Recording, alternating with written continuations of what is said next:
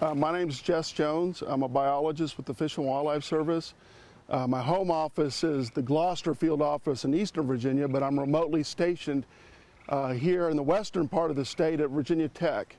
And my job here at Virginia Tech University is to propagate and work with the propagation and culture and release of freshwater mussels to stock back in the Clinch and the Powell rivers to restore some areas that were lost during two large spills. It's a joint project between the Fish and Wildlife Service, Virginia Tech University, and Virginia Department of Game and Inland Fisheries. And there's other partners involved in the project like the Nature Conservancy.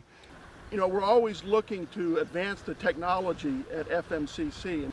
And Dan Hua is the lab manager of the facility, and her and I have sat down and talked about what are some of the next steps.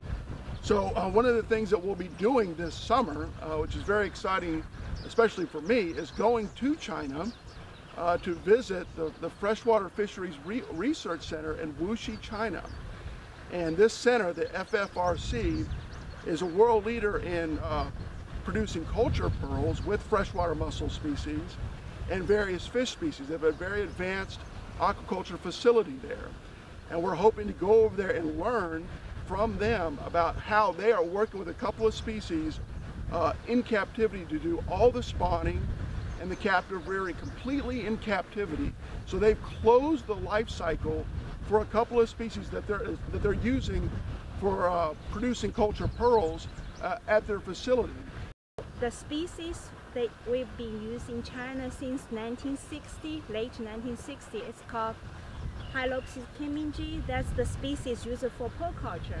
And at the beginning, same as here, we collect the wild specimens and do the propagation indoor.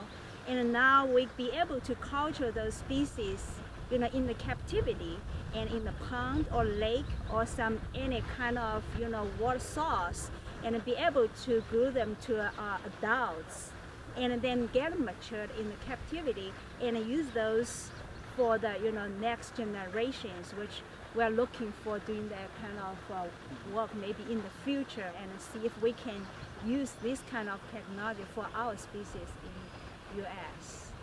And also I think the conservation issue is a global issue. It's not just in US. We will always be facing things like catastrophic spills, and areas of rivers will be affected, and there will be a need, you know, to grow mussels out and stock them back to replenish populations. It's probably worth our time to explore all possibilities for learning and for improving what we're doing here, whether that, you know, it requires a trip to the next state or just down the road or across the globe.